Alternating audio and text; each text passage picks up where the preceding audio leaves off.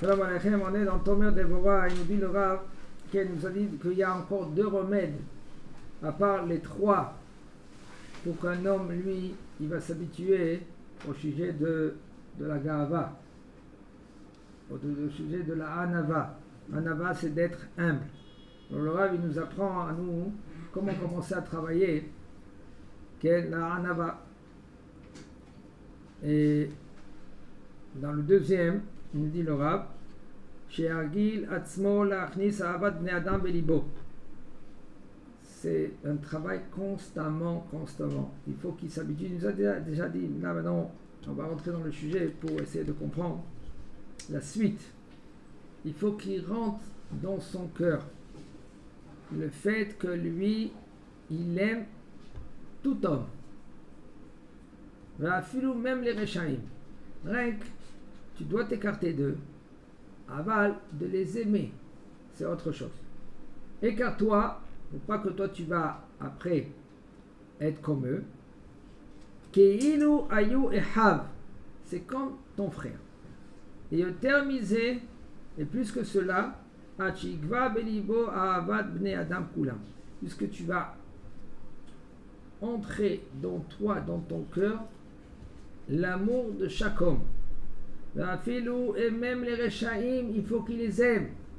Comme elle a dit Bourouya, Rabbi Meir Balanes, elle a dit Itamu hataim min haaretz, c'est écrit que les fautes, ils vont être exterminés, pas les fauteurs. C'est-à-dire qu'il ne faut pas prier que les fauteurs ils vont être exterminés et là que les fautes ils vont être exterminés. C'est un travail personnel. Miten viyu kul elu tzadikim shavim bitshuva. Comment on peut commencer à s'habituer à penser cela? Quand un homme, lui, il va faire des actions, il va faire une action, il va voir quelqu'un, quand même que lui, tu le vois qu'il fait des bêtises, même que tu le vois que lui, il se comporte mal, prie pour lui. Des petites filottes, fais sur la ma'alot de Saïna et les harim, et prie pour lui. Tu ne sais pas qu'est-ce qui peut sortir de ta prière. Des fois, Kadosh Baruch Hu, il peut prendre ta prière, et puis Baruch Hashem, que toi peut-être tu étais le seul qui l'a prié pour lui, et Baruch Hashem, quand lui, peut-être il va être un gadol, et tu ne sais pas. En davar she'en lo zman ve'adam she'en lo sha'a. La Mishnah dit, il n'y a pas quelque chose, qu'il n'y a pas un temps, même que toi tu prends quelque chose, tu mets dans les oubliettes, tu l'as jeté. Des fois même c'est une petite vis. Arrête, de quoi tu parles? Une petite vis, que j'ai besoin d'une petite vis. Aujourd'hui, il y a des... Tu vas dans le magasin, tu vas chercher les vis. Mais des fois, c'est un jour de férié. Il n'y a pas de magasin, tout fermé. Tu as besoin d'une vis. Et cette vis-là, maintenant, elle est à côté de toi. Je ne vais pas dire maintenant quand tu vas commencer à chercher tous les vis par terre. Mais ne néglige pas tout qu'il te vient à ton partenariat. Comment c'est écrit? Comment c'est katoub?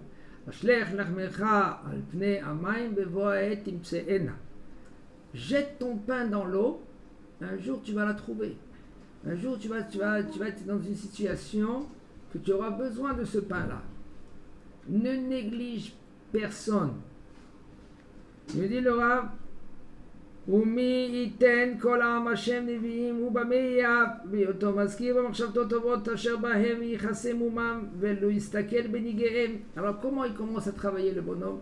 Quand tout le temps il va commencer à regarder le verre moitié plein, pas le verre moitié vide et la moitié plein.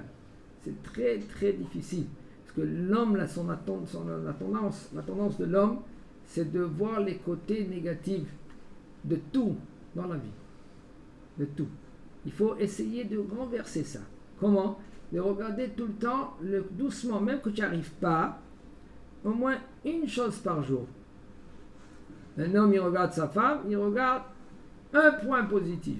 L'homme, il regarde son mari, un point positif. Regarde ton fils. Regarde, des fois, tu peux te dire, waouh, j'aime pas la pluie. Waouh, il fait trop froid. Regarde un point positif. Baruch Hashem, Shtabar Shemola, la pluie ça guérit. Quand il y a les microbes en l'air, il n'y a pas de pluie, tous les microbes ils sont là. Quand Baruch Hashem, il y a la pluie, elle enlève tous les microbes. Regardez les choses, au moins une chose par jour. ולא יסתכל בניגיהם אלא במידות הטובות אשר בהם ויאמר בליבו אילו היה העני המאוס הזה בעל ממון רב. Et maintenant quand tu vas voir même quelqu'un qui lui il est négligent, il est pauvre, il est petit, tu dis voilà ce pauvre là maintenant. Si maintenant un jour, Ken, Baruch Hashem lui, il a trouvé un morceau de papier par terre. En fin de compte ce papier c'était un gros lot. Et le bonhomme, lui, il en avait marre de ne pas réussir. Il a pris ce papier, il l'a jeté. C'est une histoire qui s'est arrivée. Il a pris le l'auto, ça s'appelle l'auto. Il a pris comme ça. Il a dit, bon, stop, bien, on y va. Vérifier. Il a vérifié et il a gagné. Je ne sais pas combien, 1 million, 2 millions, je ne sais pas combien il a gagné. Le bonhomme, presque, il s'est arraché les cheveux. Mais en fait, c'est le bonhomme, là, qui l'a jeté son papier, qui en avait marre de jamais gagner. Okay. Et là, ce jour-là, il n'a pas vérifié, comme par hasard. En fin de compte, c'était quelqu'un d'autre qui l'a gagné. Non, ce bonhomme-là, maintenant, ce Ani Maroud, ce Ani qu'il était, Baruch Hashem, il a gagné de l'argent. Kama, il dit sa mère, maintenant, toi, maintenant, tu es son copain. Quand un jour, tu l'as aidé, un jour, tu lui as donné à manger, et lui, il te reconnaît. Hein? Comme il y en a un, il est venu, il était là, pas loin d'ici, à côté de... Il avait un magasin. Il vendait des vis, des clous, pas de clichés, un tambour. Ni un ni deux, il y avait un qui s'est mis juste à côté de lui. Le même magasin, il a ouvert. Il était enragé, le bonhomme. Et lui, il baissait les prix, lui, il baissait les prix. Lui, il baissait les prix, lui, il baissait les prix. Il en avait marre. Il est parti chez Rav Benayahu Shmuel, un grand Mekoubal. Hein? Il a dit, écoute, qu'est-ce que je fais à Rav? Il le met à plat. Il a dit, quitte l'endroit. Il a dit, où? Va ailleurs. Mais c'est pas pareil ici. Le magasin, c'est un magasin de folie. C'est devant tout le monde. Passage. Il lui dit, tu n'as pas le choix, vends. Il a vendu, il a écouté le rap, il est parti. Il est venu ici, il était à Mahane Yehuda. Il est venu ici dans un coin rien du tout. Et de temps en temps, il y avait une vieille qui est venue chez lui, et il commençait à lui raconter sa vie. Tous les jours comme ça. Et lui, il écoute. Oui, mémé, les autres Hachem mémé, oh Hachem mémé, les autres que Dieu te bénisse mémé. 1 an, 2 ans, 5 ans. D'accord?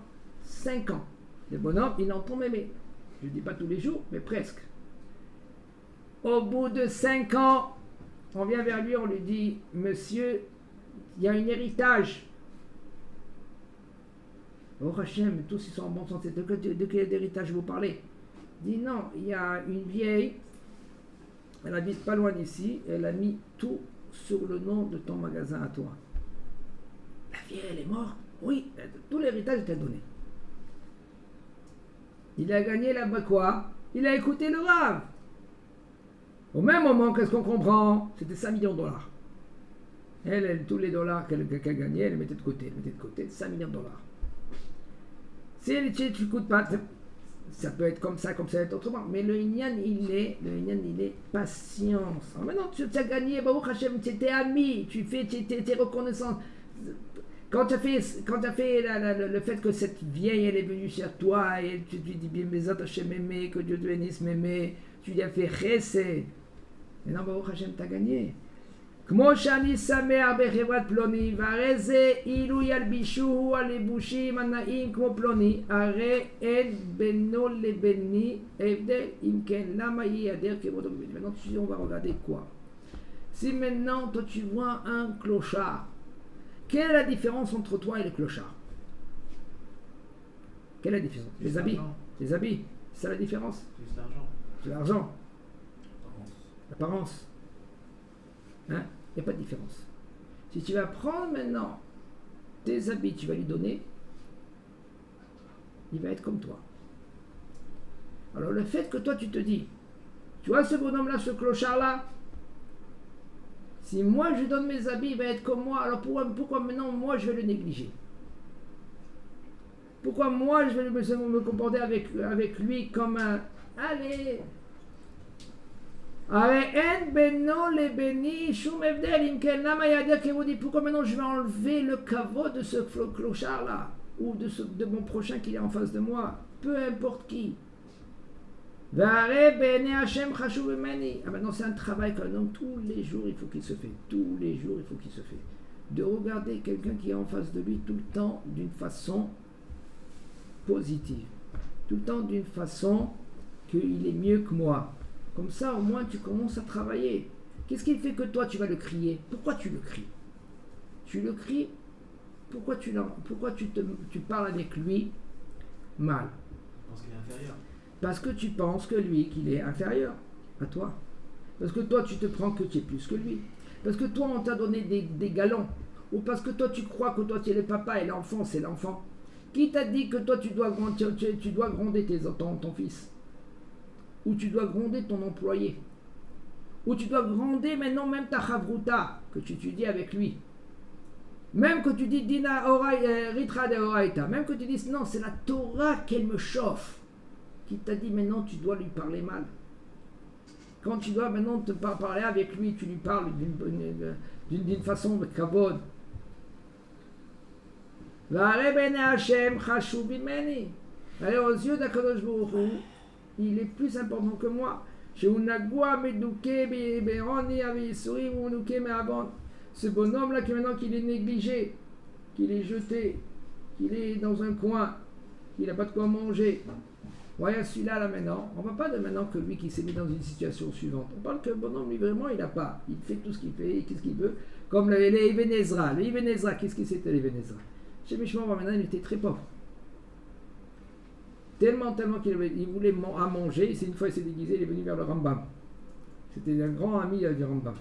Il s'est déguisé en Rambam, mais c'est coloré en noir, comme ça, pour faire montrer que c'est un noir. Et en fin de compte, il cherchait rien qu'à manger, que le Rambam il lui donne à manger. Alors Okay.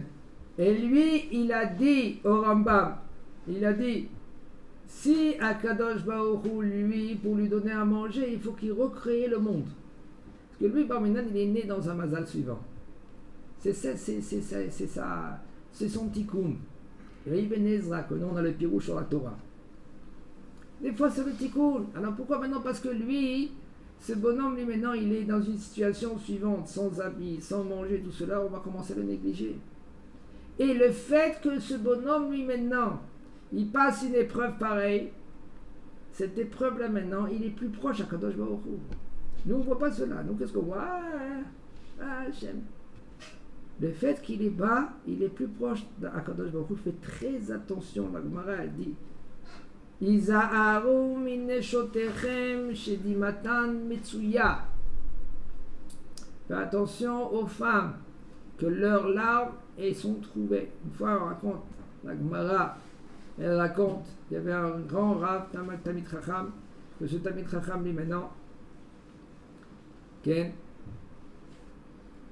il partait étudier au Bet Midrash, c'était très loin, mi Motsae Kippour à Erev Kippour. Ça veut dire qu'il partait le lendemain de Kippour et il rentrait à la maison la veille de Kippour. Ça veut dire que sa femme ne le voyait pas un an.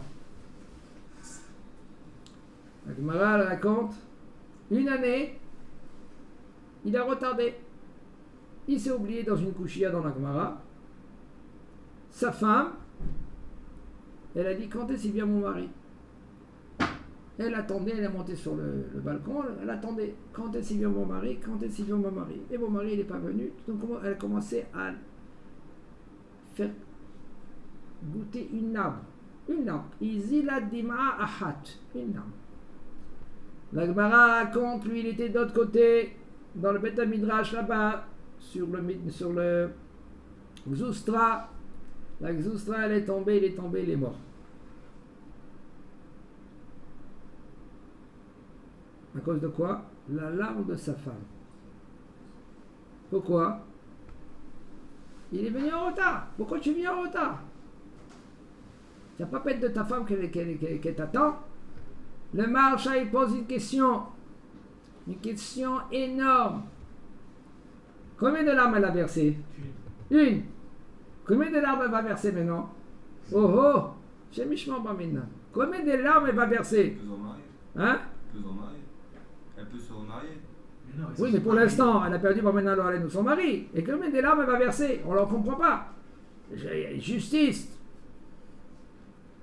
Une larme contre 5000 larmes. Maintenant, combien elle va pleurer quand maintenant on va lui annoncer par maintenant alors elle nous que son mari est chez Michement.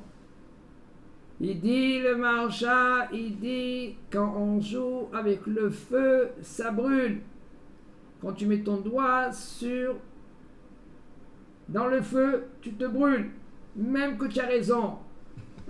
Même qu'il n'y a aucun problème. Là, tu t'es brûlé. Le marcha, il dit, fais attention. Maintenant, cette femme-là, maintenant, okay, elle a été vexée, elle a été touchée. Fais attention comment tu lui parles. Fais attention que tu parles avec les enfants. Même que c'est ton fils. C'est ton fils, Nahon. Quand beaucoup t'a donné la possibilité, il t'a donné maintenant le bâton dans la main, disons entre parenthèses. C'est pas pour le taper à chaque fois. C'est pas à chaque fois il mérite que tu le tapes. C'est pas à chaque fois que tu lui mérites. Elle dit la Gemara, les enfants briatan ra'a. Les enfants, la bgia, qu'on les touche, c'est très très difficile. Pourquoi? Parce que des fois, eux, ils peuvent pas dire papa, j'ai pas tort, j'ai raison. Et aussi, ils peuvent pas dire Abba, Machoulach, je te pardonne.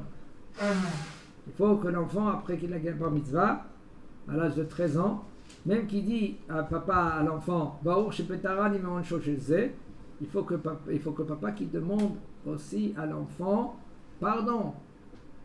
Parce que rien que maintenant, quand il a 13 ans et un jour, il peut être moché à Abba, ou à maman, ou à papa, ou à maman. Il peut pardonner papa ou maman. Pourquoi? Parce qu'avant, il ne pouvait pas pardonner. Quand l'enfant, lui, il n'a pas encore 13 ans, il ne peut pas pardonner.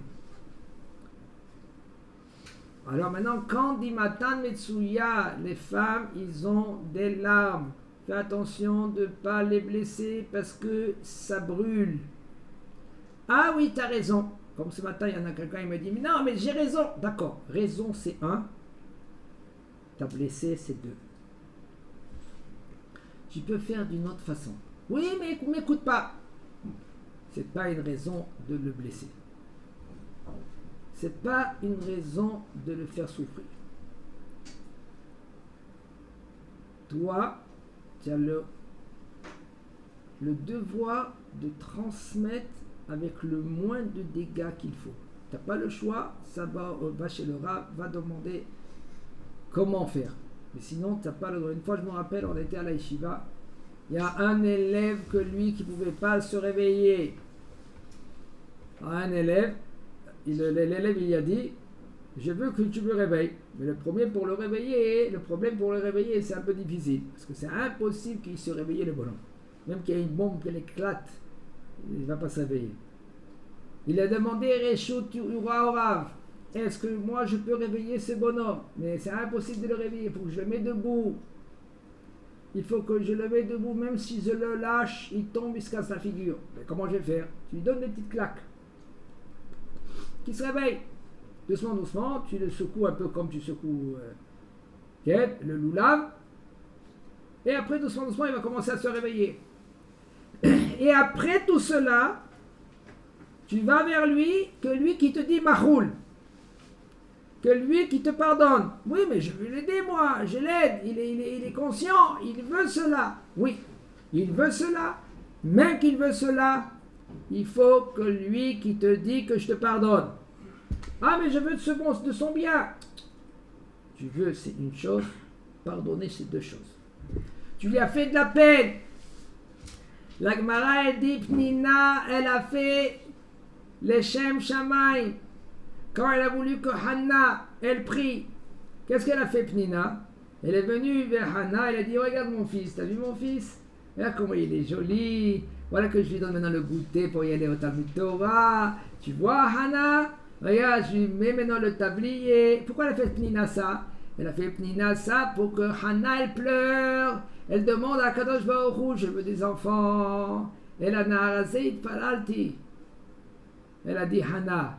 Mais Hachem Ishmor, qu'est-ce qui s'est passé après avec Pnina? Chaque enfant qu'elle avait après Hana, elle perdait Barbina lo alenu. Pnina, 2 enfants. Jusqu'après le dernier, elle avait 10. Le dernier enfant, Pnina, elle a pris, elle a donné à Hana, elle a dit, prends ce fils-là. Prends, c'est ton fils. Et elle a prié pour Pnina après le dernier n'est pas mort. Même que Pnina, elle a fait les Shem Shamaï, même que nous, on fait les Shem Shamaï, même qu'on veut les Shem Shamaï. Bah oui, Shem Shamaï, c'est une chose. Tu l'as blessé, c'est 2. Vers Akadosh Baruch Hu, c'est pas comme nous on croit. Oui, mais il méritait. Non, pas toi, tu vas lui donner. Akadosh Baruch Hu, lui, il a beaucoup de shlichim. Toi, tu veux le corriger? Fais attention. Comme on dit chez nous, sauve ta peau. Sauve ta peau. Ne demande pas que toi, tu seras le bâton. Elle mais la srout elle est des zakai et elle est des chaya. Quand le Bokhu lui fait en sorte que le hayab, celui-là il doit être hayab, il doit recevoir une punition. Alors lui il va faire maintenant, c'est lui qui va être le bâton. C'est écrit clair dans la Torah. Je lui pas la Nofel. Tu dois mettre maintenant une barrière. Tu n'as pas mis la barrière. Le Nofel qui doit tomber, au lieu qu'il va tomber ailleurs, il va tomber chez toi. Pourquoi? Parce que tu n'as pas mis la barrière. Mais si tu mets une barrière, alors celui-là qui doit tomber, il ne va pas tomber chez toi, il va tomber chez un autre. Comme ça, il dit Rachid sur place, un homme que lui qui est hayab, là, comme elle a dit la Mishnah dans Avot, Schar mitzvah ba'ay al-maleka. Le sachar de la mitzvah, le sachar c'est le mérite de la mitzvah. Dans ce monde-là, il n'y a pas de salaire. Alors comment je fais? Il n'y a rien que les fruits de la mitzvah. Perotehem ba'olam hazeh. Alors quel est le salaire? Schar mitzvah, mitzvah.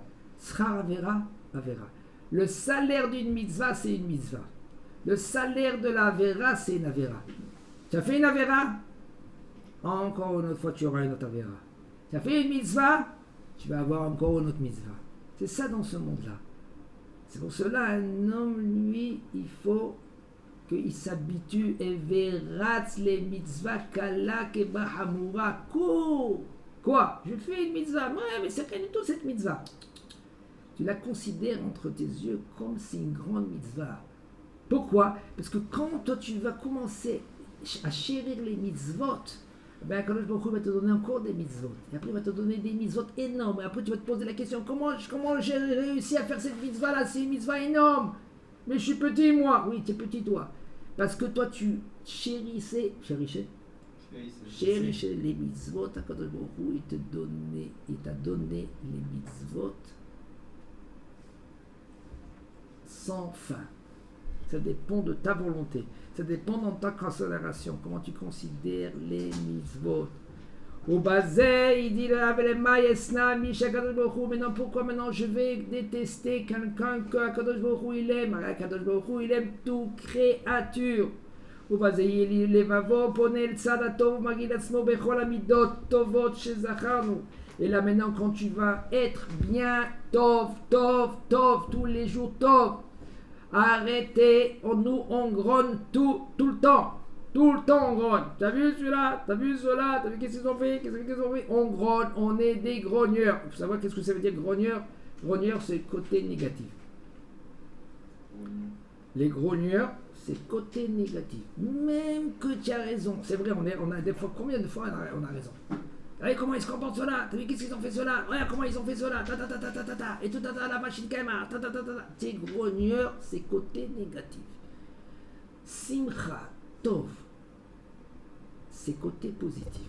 C'est le côté de Akadosh Baruch Hu. Akadosh Baruch Hu, c'est kulo tov. Le côté négatif, c'est pas tov. C'est l'inverse de tov.